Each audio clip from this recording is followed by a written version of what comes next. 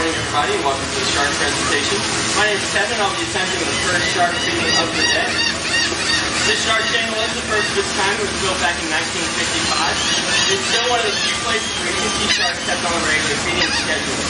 What I'm doing now is what we call chumming. I'm taking pieces of fish, blood, guts, oil, or squid, dumping those into the water to help attract our sharks.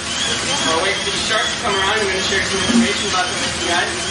Sharks survived about 450 million years ago, but they remained relatively the same for about the last 100 million years. This is because they're perfectly suited for their role in the environment as predators.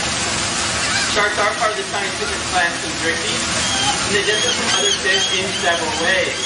First, their skeleton, instead of being made of bone, is completely made of cartilage, similar to what you'd find in the tip of your nose and the top of your ears. This helps them in several ways. First, it makes them more flexible as they swim through the water.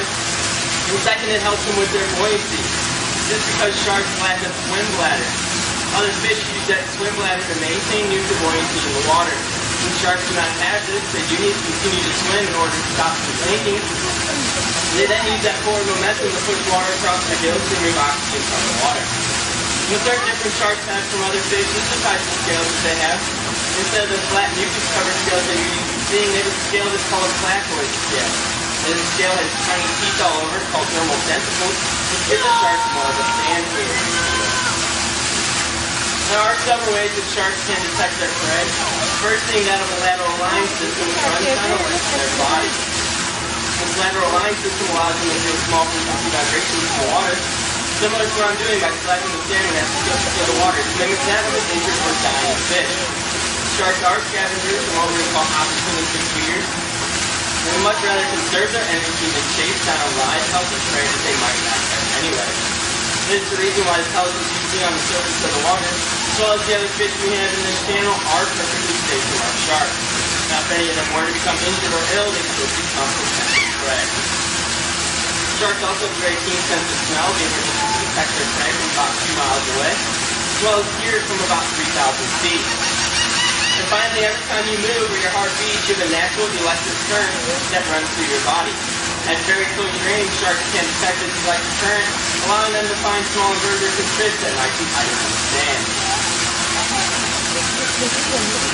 There are about 370 different species of sharks in the world today, and only 10 of those are considered man-eaters.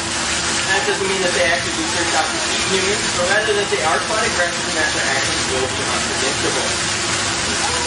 All the sharks you see in this channel are Atlantic brown red sharks.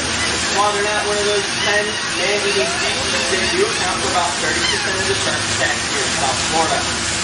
That is because these sharks don't have to follow that forward momentum rule. Instead, they have specialized gill muscles called gill pumps that allow them to sit at the bottom, rest, and relax.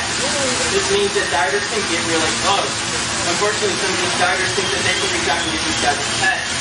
This is an extremely dangerous behavior because the bite of a nurse shark can clock at about 90 milliseconds. That is faster than that of the 1-second bite of a great white. These sharks are born at about a foot of length and can grow up to 15 feet. This does put them in the top 30 of the world's largest sharks, with the largest shark being that of the whale shark, which can get to about 50 feet in length. However, the whale shark doesn't pose a threat to humans because it doesn't feed the same way you see sharks in this channel. Instead, it is what we call a filter feeder.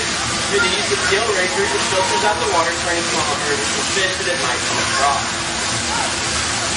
There are several conservation issues in the world dealing with sharks. The first being that sharks are extremely prone to overfishing, because most shark species can live anywhere from about 25 to over 100 years of age. This unfortunately means that they don't become sexually mature for about the first 5 to 15 years. And unlike the salmon, which can lay 400 to 500 eggs at one time, most shark species only have about 20 pups in a year, with all their young being born live or as adults. The second conservation issue is that of bycatch. Unfortunately, sometimes fishermen put out nets meant for other fish and sometimes trap sharks in those nets. Since most species of sharks need to continue to swim in order to breathe, once they're trapped in those nets, they will take them around. And the third conservation issue is that of spinning. Unfortunately, fishermen pull sharks aboard, cut off their dorsal and pectoral fins, then toss the sharks back into the water alive. Now, the sharks do need those fins in order to swim, so once they're tossed back into that water, they will quickly drown or freeze to death. The And our shark channel does run in a full 360 degrees. We do have several other fish in this channel, including the large silver ones that you see, which are called tarpon, as well as some pretty orange and green ones called parrotfish. And the smaller fish you see following the sharks around are called cobia or remora, and they follow the sharks around hoping to pick up any scratches the shark might leave behind. And it is our goal here at the Miami Seaquarium to educate.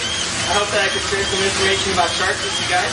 Once again, my name is Kevin. I'll stick around for a few moments to answer any questions that you guys may have.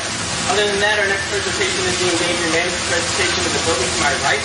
And I hope that you enjoy the rest of your day here at the Miami Seaquarium. Thank you.